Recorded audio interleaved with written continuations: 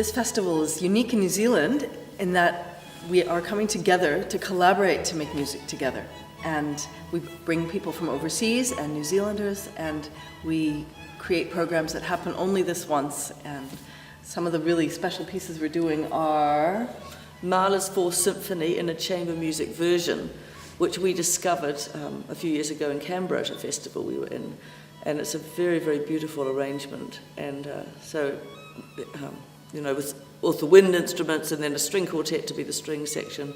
It's fantastic, so we're really looking forward to presenting that here. Then every festival we have a Bach concert where we have lots of different music by the great master, vocal music, instrumental music, and that's by candlelight and always a real highlight. And we have some wonderful artists coming to this festival. A returning artist is the Hungarian virtuoso pianist Peter Nudge, and so we're really looking forward to what he's going to play for us. He's doing a whole lunchtime concert on his own with preludes by Chopin's Scriabin. He's playing collaborative works, the Dvorak Piano Quintet and the Schubert E-flat Major Trio, and with me the Shostakovich Viola Sonata. What else is he doing? Ligeti Horn Trio and Schumann Andante and Variations for 2 pianos, horn, and 2 cellos, which is very unusual. Yeah. And then also returning is Colin Carr, the wonderful cellist, English cellist. He was here, it will have been 10 years since he last came. And he's doing an incredible thing for us. He's playing all the Bach suites on one afternoon. And that's something he's done in festivals all over the world. We've been getting emails from people who say, oh, I heard this in Ottawa, oh, I heard this in Europe somewhere, and wonderful. And that's very exciting. That's definitely something I am very much looking forward to. That should be a very special day with all that on it.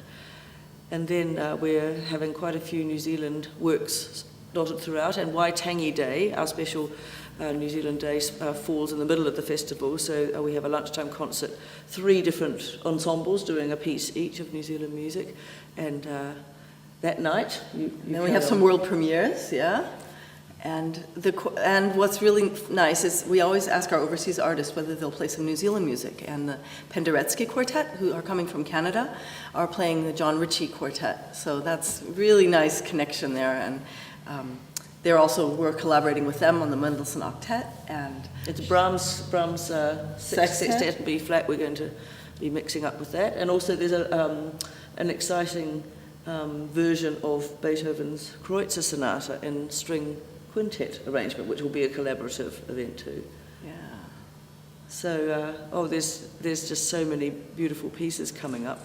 And there'll be 3 string quartets here altogether, the New Zealand String Quartet, Penderecki Quartet, and also a German quartet who are just here for one concert on their own, the Miguel Quartet. And so that's just lucky that they happen to be touring New Zealand at that time, so we're managing to get them here just for a brief time.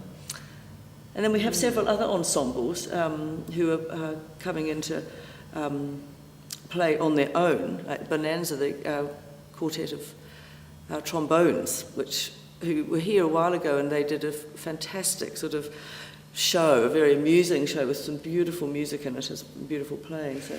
And it was hilarious. It was. Last time they came out, they looked okay, but they had many, many layers of clothes on, and after each piece they'd take one off and they'd have a different outfit, and then yet another. They started off sort of Renaissance, didn't they, and ended up in shorts and jandals. It was really cute. And then we also have the New Zealand Guitar Quartet for the first time, the New Zealand Trio, which is a piano trio. They're joining us for our Waitangi celebration, and also doing a concert on their own. And winds from the NZSO, so that's just wonderful to have them back. We had them last time too. So principal oboe and principal clarinet and principal flute, horn. Oh, our horn player's from Sydney actually, because the NZSO one wasn't available, so we've got the principal from Sydney, which is really exciting. Jenny Wallerman, soprano, pure dulcet tones. She's going to join us for several pieces, including the Mahler and Bach and another world premiere. Yes, on Waitangi night. And Deirdre Irons will be coming back, beautiful New Zealand pianist, or Canadian pianist, but lived here for a long time.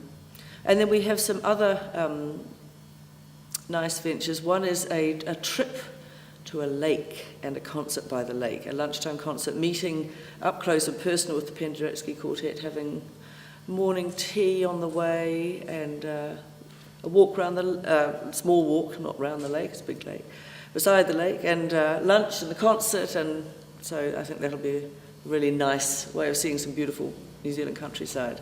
Yeah, we were talking about how can we celebrate our surroundings, because the surroundings here are so extraordinary, and other festivals have concerts in caves or on boats and things. So we were just brainstorming, and there's these beautiful lakes not that far. Is it an hour trip? And there's this gorgeous wee church, and then right by the lake, and so the concert's in the church, and then there's a fantastic lodge, very beautiful lodge, and so combining the trip and the lake and the lodge and the concert. Walk and And it feels very different coming to a festival or being present at a festival as opposed to going to evening concerts throughout the year and being a subscriber, or going to one-off concerts, because there becomes a sort of camaraderie between the members of the audience. They sort of keep seeing each other before and after concerts, in the interval, chatting away and making friends with each other. And there's another whole thing happening on the stage, of course, as the musicians are bonding and getting to know each other as well, and being in different mix and match arrangements. And then there's between those two groups, there's a real bonding that happens as well, because the audience generally gets to see the musicians over a period. Apart from the couple of groups which are just popping in and out, the musicians are here for a long time. So audiences will feel like they really get to know Colin Carr, having heard his Bach, and then they'll have a chance to hear him do the most beautiful Rachmaninoff cello sonata and play in the arrangement of the Kreutzer Sonata, the Beethoven, and Schubert Quintet, so Popper Requiem. So they'll really feel by the time that the festival's over that they know this musician personally, and they'll have seen him many times and heard him speak from the stage. So teach as well. And teach, because we have master classes from some of the visiting artists. Is it Peter Naj, Colin Carr, the Penderecki Quartet, and David Bremner from NZSO, the principal trombone. Yeah, so master classes are another great way of getting to know the players and what makes them tick, how they think about music. That's right, the musical values and yeah. So we feel we're creating kind of a musical utopia here. Step away from your life and just come live in a beautiful world of music and art and friendship and... And we just think, neither of us live in Nelson, and we feel very lucky that Nelson is the home of this festival. We think we've chosen just the best possible place in New Zealand to have it, because it's a beautiful, charming town with lovely, lovely cafes and lovely shops and galleries. Artists, lots of artists here. And there's potteries all up, outside. There's wineries to visit. There's a beach that's only... it's right in town, and then there's mountains all around, and it's just the most beautiful part of New Zealand to come to. Yeah, the most settled and predictably nice, beautiful weather. Yeah, and usually. We're really lucky that we have some amazing venues, aren't we? I mean, here we are in the Nelson School of Music, a purpose-built auditorium, just over 100 years old. Yes, right? Yes, and with a lovely acoustic. And a great Steinway Grand that was donated recently. Then we've also played in the cathedral, which is not only atmospheric, but a stunning sound, a better sound than most big churches, because it's beautifully live, but it's not just swimmy live. So it's a great atmosphere. People love coming there.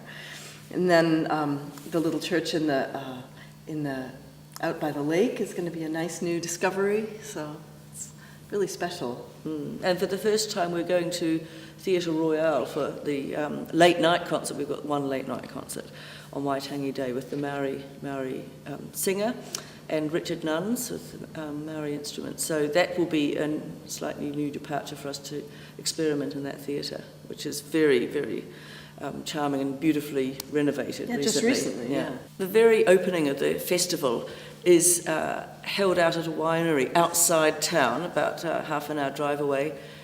Gorgeous rolling hills, this really beautiful countryside, and that always feels very special, because a lot of the audience who are friends with each other haven't seen each other over the whole summer, and that's the first time up for a few months or weeks, and so they're always, there's very excited buzz in the air just from that alone. And then we sample some of the music that's coming up in the festival, so we'll do movements and half pieces from later on, and the audience gets a beautiful catered meal at the same time, and the concerts in 2 segments with lovely, winery wine there too. So that feels like a sort of nice party to open up with, doesn't it? It really is. It's such a great atmosphere, isn't it? There, Yeah. It's beautiful and yeah. It's Really fun. a fairly new venue, sort of, where a lot of weddings are held and stuff, and it's just got a very nice atmosphere with art on the walls, and yeah, it's great. It really is. Then we're doing another really fun new idea this year. Again, it came out of a brainstorming session, didn't it? We're thinking now, how can we, have music? We love our venues, but let's take some music outside and around town. So we asked a young quartet that came to our summer school last year whether they'd be interested in being the traveling musicians. So we're calling them the Troubadour Quartet, and you never know where they'll show up. They might suddenly show up in the middle of your law meeting or your council meeting or in the foyer of the movie theater.